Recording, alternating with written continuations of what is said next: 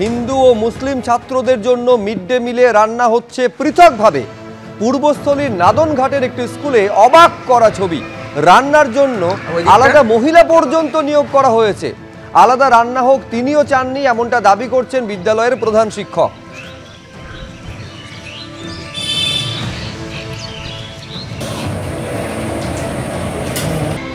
ওই গ্যাস ওইটাই, তাই তো?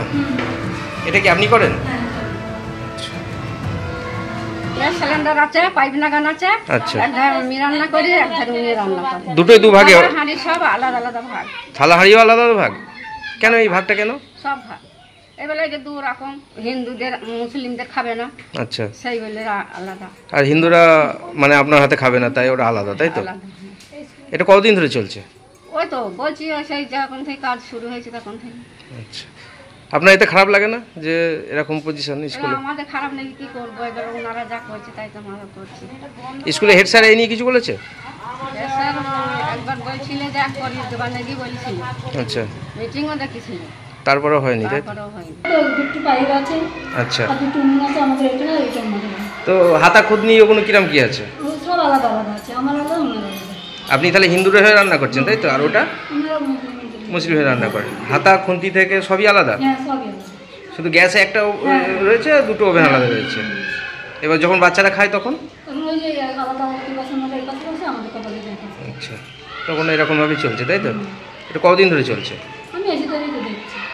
পূর্বস্থলীর এই অবাক করা ছবি, যেখানে মুসলিম রাঁধুনি মুসলিম পড়ুয়াদের জন্য রান্না করছেন, হিন্দু রাঁধুনি হিন্দু পড়ুয়াদের জন্য রান্না করছেন। এই রকম ছবি এই রাজ্যে দেখা যাচ্ছে পূর্বস্থলীর নাদনঘাটে। রান্নার জন্য সম্পূর্ণ দুই আলাদা ধর্মের রাঁধুনি পর্যন্ত নিয়োগ করা হয়েছে। যদিও প্রধান শিক্ষক তার বক্তব্য আলাদা রান্না হোক, তিনি এটা চাননি।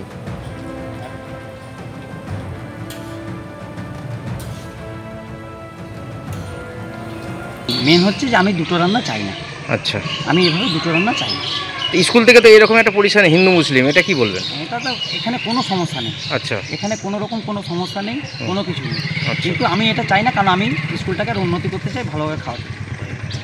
এখানে আমার ডবল খরচা হচ্ছে, আমি করতে চাই না। আপনি চাইছেন যে মিটে যাক কালকে? এই খবর সামনে আসার পর হস্তক্ষেপ করে পুলিশ, আর পুলিশের উপস্থিতিতে স্কুল কর্তৃপক্ষের সঙ্গে অভিভাবকদের বৈঠক হয়। এরপর আজ সকাল থেকে দুই সম্প্রদায়ের জন্য একসঙ্গে রান্না হচ্ছে।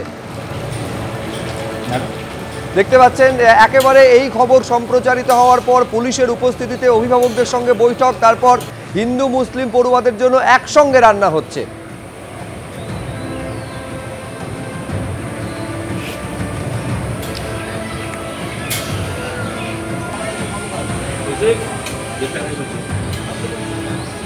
মিড ডে মিলের একটা এসওপি গাইডলাইন আছে, সেই গাইডলাইন কেউ ভায়োলেশন করতে পারে না।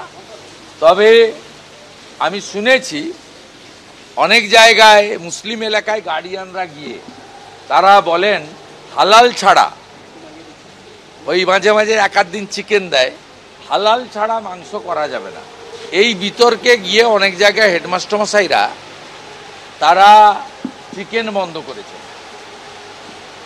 আর ঠিক আছে, ওনারাও হালাল ছাড়া খাবেন না, আমরাও ঝটকা ছাড়া খাবো না। এই রাজ্যে শিশুদের মনে বিষ ঢুকিয়ে দেওয়া, সাম্প্রদায়িকতার বিষ ঢোকানো, বড়দের মনে বিষ ঢোকানো, ভোটারদের মনে সাম্প্রদায়িকতার বিষ ঢুকিয়ে দেওয়া, হিন্দু মুসলমান করে সমাজকে বিভাজন, এ তো শুরু করেছে বিজেপি। কোনোদিন এটা হতো না, এই স্কুলেও কিছুদিন ধরে হচ্ছে।